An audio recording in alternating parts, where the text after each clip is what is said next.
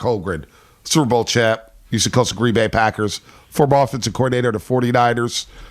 Of course, he's a city native, and we love having Mike on the Morning Roast, even after we scream at each other every single day here on the show. Mike, good morning. Welcome back to the show. And I just want to start off by asking you, how the heck do you prepare a football team to play in 3-degree weather? I mean, it literally cold. I've never been in cold like that before. How do you prepare a team to play in those conditions like they are Saturday, Niners and Packers at Lambeau Field? You know, it was good to be with you guys today, and I was thinking about it because I knew you probably asked the question because I played and coached in games where it's been that cold. You know, I talked to, we played the championship game against Carolina, and it was minus 17 wind chill. And another game against the Raiders, and Howie Long told me after the game, it was about 12 degrees below. He goes, I didn't even want to come out for the second half. So, you know, it's hard for a West Coast team or a warm weather city team to come into Green Bay at that time of year, going against a fine Packer team. You can say you're prepared, you can say you're ready, and then when all of a sudden you come out of the tunnel and hit the field, it shocks you. Now, having said that, you know, Kyle will get them ready. They're a good football team. It should be a heck of a game. But the players, to say they're not gonna feel it, I think they're not being honest. I mean, you're a city boy. You're born and raised in this weather, 55 degrees and foggy. But before we get to the Packers stuff and the Niners, because you're a key part of the history of this rivalry. When I think of it, it's you on the sidelines. As a kid who grew up here, who lived throughout the 70s in San Francisco, you know what Niners-Cowboys meant.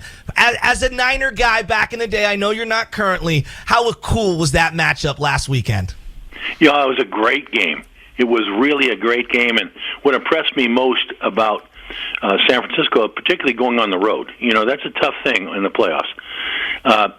They came out, to my way of thinking, when I'm watching the game, with way more energy. I mean, they came out just flying, and that was the difference, I believe, in the game. That was the difference in the game. Now, it became a very close game at the end, but the way San Francisco came out of the gate and just attacked and went after the Cowboys, that was very, very impressive. And look, I knew they have a good team, and they had some bumps along the way because of injury and different things during the season. But Deebo Samuel, come on. I mean, the guy is unbelievable. Yeah. They have really good Kittle. They have really good players.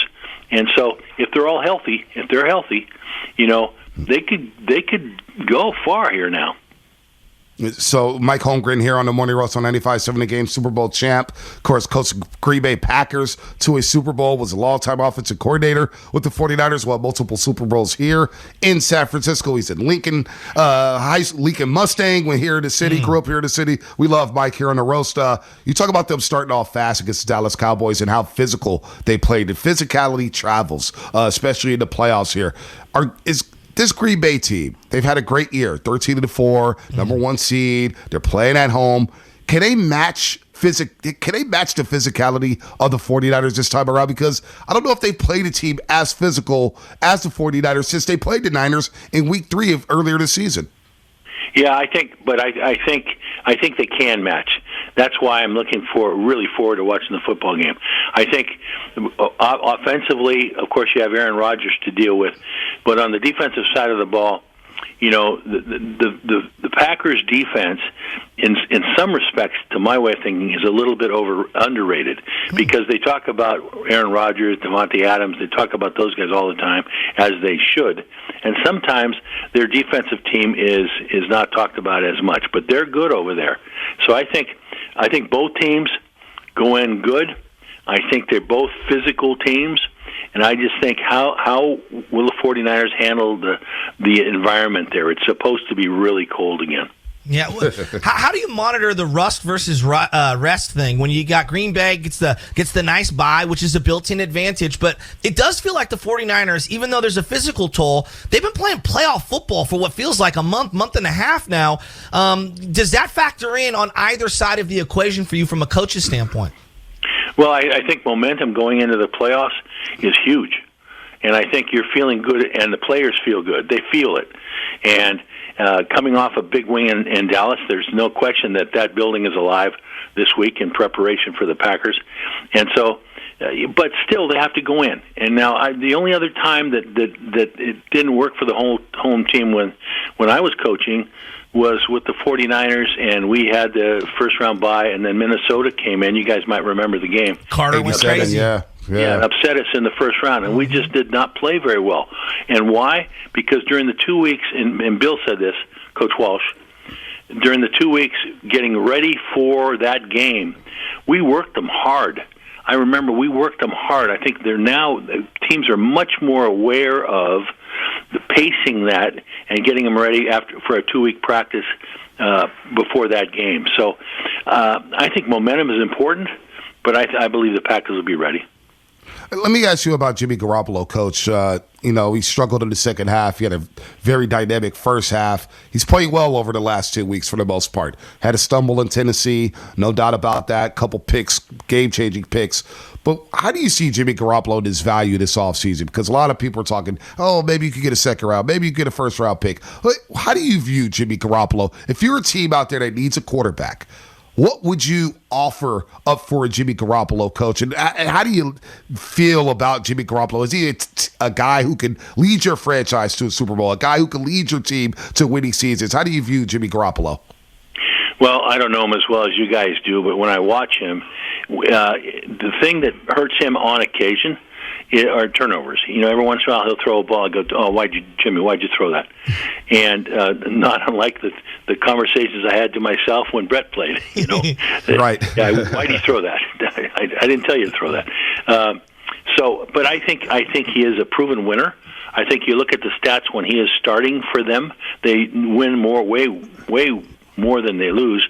Then it comes down to in the off season, because there has been talk, not unlike Russell Wilson up here, that is this his last year? Are we going to make a change? The problem is, or one of the thing you can't ignore is that they drafted a quarterback in the first round last year, and or this year, I guess, his first year.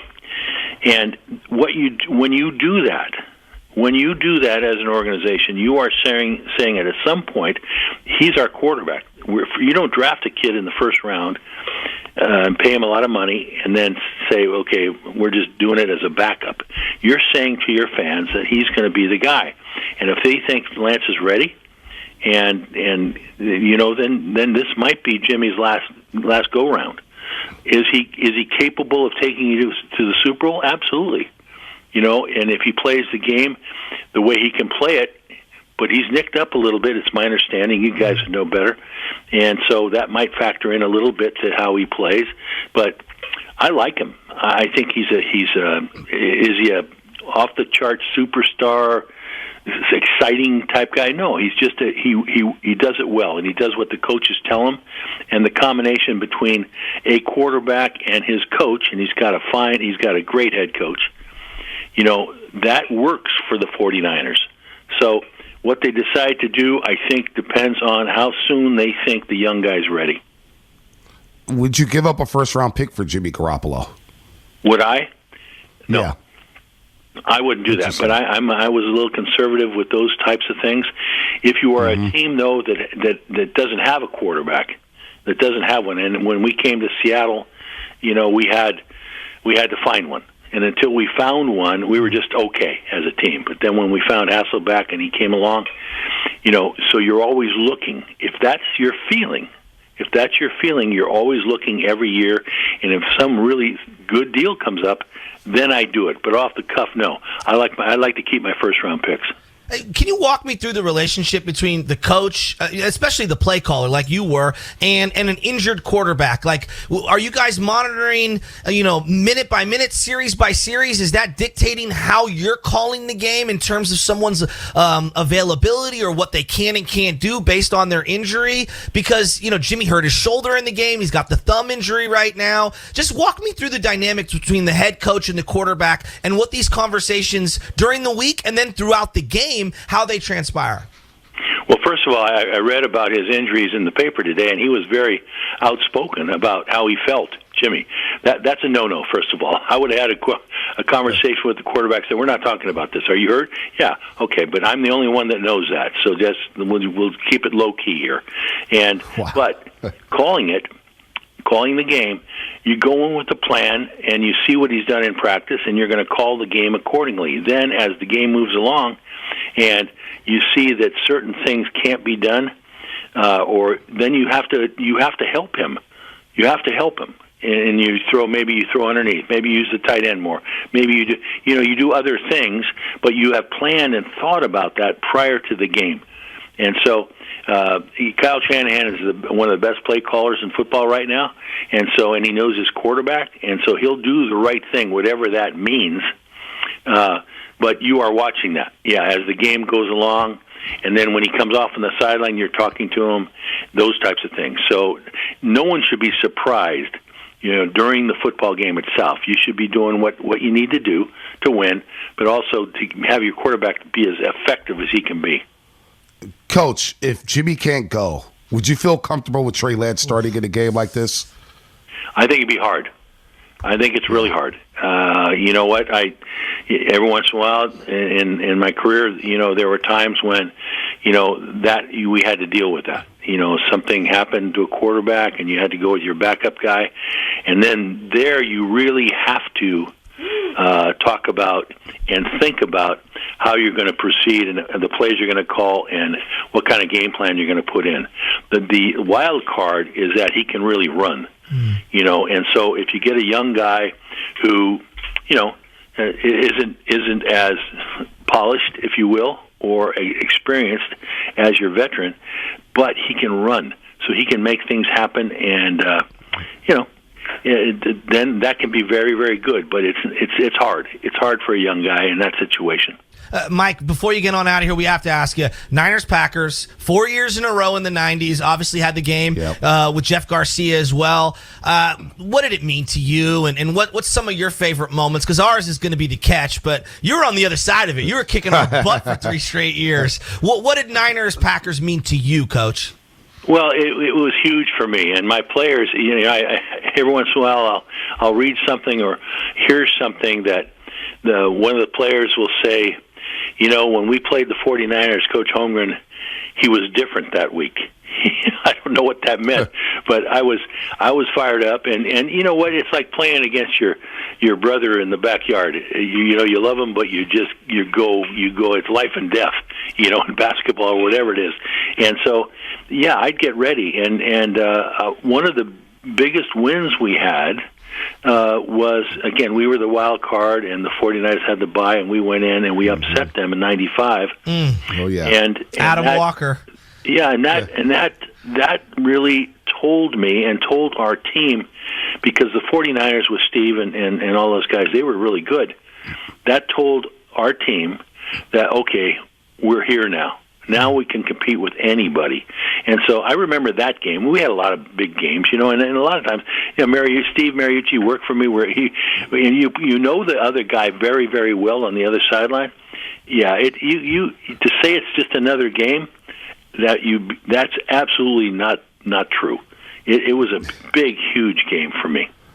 Yeah, Antonio Freeman joined us a couple years ago, and he talked about that game at Candlestick Park in '95, and he remembers that week. He said, you were different, and he could tell that you really, really wanted that one, because maybe you were passed over for the 49ers head coaching job, but it worked out for you in the end. You built a juggernaut with the Green Bay Packers, and you ruined Shasky and I's teenage years. You ruined our teenage years. The hell out of you. I mean, I respected you, but you had me crying 3 straight years here, so in the Bay Area, but you're a great coach. We'll have you back on. It should be a fun game on Saturday. Enjoy the game. Niners and Packers, man. It's going to be special. Hey, thanks, guys. Now, I heard the intro and heard you talking before I got on the air. And is it okay for me to leave? Are you guys okay? Oh, this is what brothers do. Oh, dude. This like you were talking about the backyard. We're strangling each other. I was dunking on him, and he was getting angry. It's okay. Oh, here we go. Creative This is what we do, Coach. He's the best. I love him. Coach Mike Holmgren. Is it okay to leave us? I love it. Is it okay to leave us?